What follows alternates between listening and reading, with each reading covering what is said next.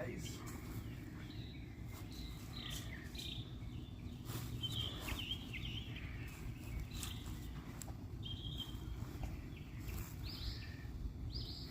Nice.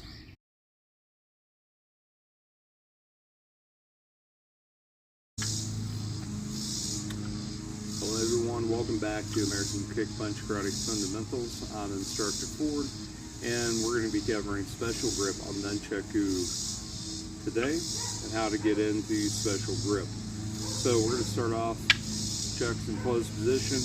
Your hand is going to be choked up high. I'm going to drop one side of the chuck, and then I'm going to swing the chuck over the back of my hand. Now this is a very long chain, so I'm going to have to compensate for that. Now I'm going to catch that chuck and release the other side that I was hanging onto back. We're going to let that thing fall back to the ground, and then we're going to end up going into the transition we had from last week. So again, we're here, and then here.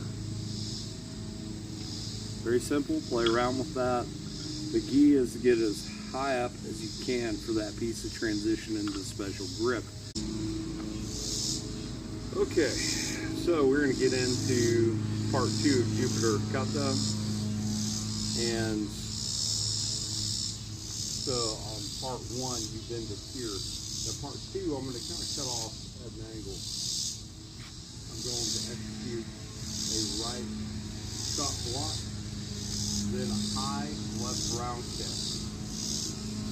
So, with the left foot, I'm going to kick high. Then, I'm going to throw a right round kick to the midsection, followed by a right side kick. And I'm going to chamber these together and then execute a knife hand strike.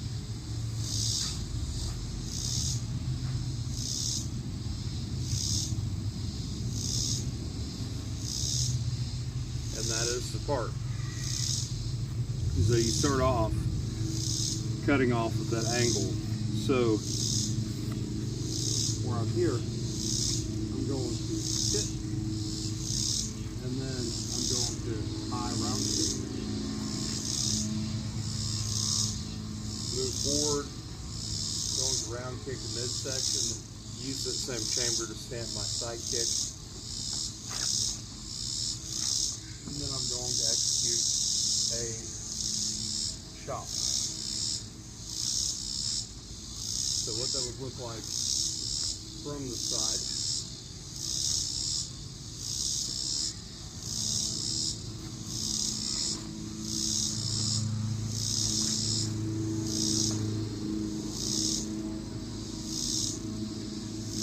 And that is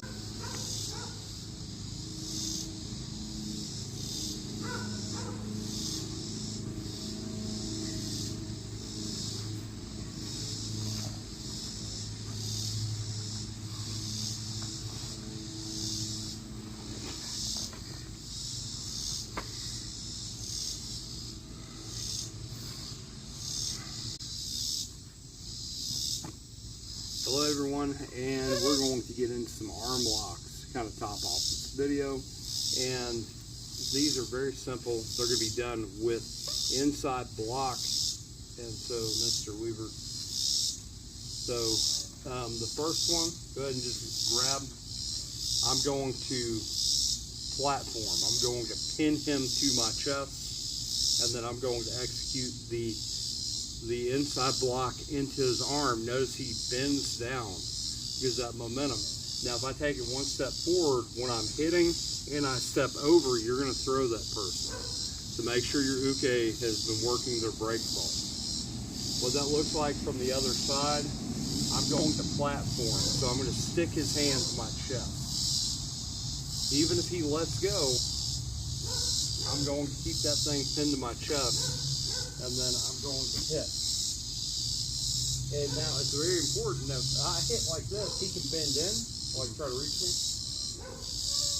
If I bend in like that, hit kind of with my arm facing me, I can lay I can lay my forearm across the inside of his bicep. So it just depends on how you want to practice. Almost like a cutter.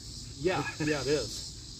So if I come here and say I pin his the back of his fingers, his knuckles, to my chest, and I come in here, I also blade myself, so if he does try to grab, I'm bladed. I'm a lot harder to grab. He can still grab, but it's a lot harder to grab. So this is a throw. So I'm going to pin him. I can come in like this, and then I'm going to hit. And it's just your inside block. That's all you're using to get this. But I'm clipping the arm, and I could use this as a reap in and of itself. You can ask him, you're going to go down. My elbow's in the side of the bicep. I was going to say, it almost feels like a bicep cutter. Yeah. Like it's slicing So to the bone. the movement I'm doing is here. So now I'm going to execute. You remember that block that we were breaking boards with? I'm going to execute that on the inside of his forearm. The harder and more weight. The reason for the step is I can throw my weight into the throw, and his feet will flip over his head, and he is going to smack that parking lot. So now you might be wondering, well, Mr. Ford, what happens if I mess this up and say he's cross-grabbed me? I'm going to pin, and I'm going to hit. When I hit, he is now in an arm bar, and he is pinned. Now say I've pinned him, say I've platformed and step back, and so now when I raise up, you know, the arm's already locking, I'm going to hit. So there are a lot of biomechanical wonders going on here. You can ask my Uke here. So if he's let go and I've still got him pinned, and you know, I've pinned him and I've stepped back to build that space, and you're gonna notice your Uke is gonna step toward you because his wrist is bent. His wrist is doing this, it's locked. And so I want to get this arm, but I need this thing to be an arm bar. I'm going to step back and roll it over, and now I've got an arm bar that I barely have to cinch. And I'm just right there on that tricep. To the bone. So what this looks like from this side, up close to the camera, let's do that arm, is I'm going to pin. When I pin, or when I platform, I'm going to cup his hands. So say I see the opportunity to do an arm bar here, and so I'm going to lean back. Now that lean back, if you're very small, use your body to your advantage. So I'm here, I'm going to lean back, and then I'm going to step into my arm bar. Now I could also step back and roll him around and peel off. You'll notice what his arm is doing. His hands are peeling off. He's hanging on for dear life on the actual technique. So those are two arm locks or throws using the inside block.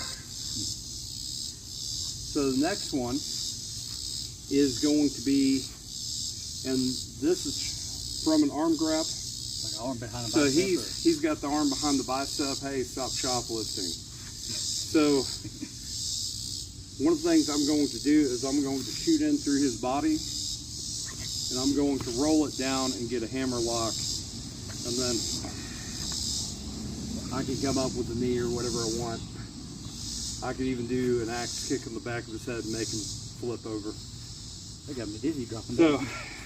he grabs, and I'm going to execute a chop. I'm going to step up, and then I'm going to execute my down block, and I'm in a hammer lock. So let's come from this angle. Hey, stop shoplifting. Well, that's my first. Give it back. That's my Little first. Bobby Hill. I'm coming here. Now, if I get too far on the shoulder, this raises a new question. If I get too far on the shoulder, that's fine. I'm going to roll in and get an arm bar. But if I don't get too far on the shoulder, I'll be here. Go ahead and raise up a little bit. I'll be here, and the arm's naturally going to bend. Almost like a chicken one. If I decide to front roll, he's going to roll with me, and this arm's going to break. Sounds like a chicken one. So from a cross grab, what this would look like if he's the arm. There you go. From a cross grab, this one's going to be very easy. I'm going to do an L block. If you've tried my personal kata, Tokyo kata, I use this as a reap for a leg, but you can also use it as a reap for an arm and get an arm bar off of it. And he is pinned, and it is wonderful. You know, I could cup right here, just hold him, or I could come here and just monkey grip away. So this one's kind of funny because I'm going to let him walk into the snare. Let's do it from this side so they can see. So I'm going to let him keep pushing.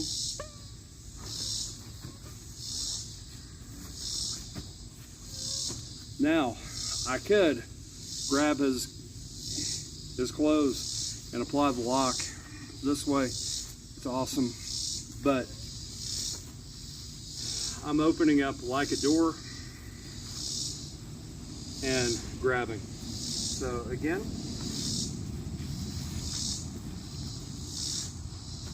very quick.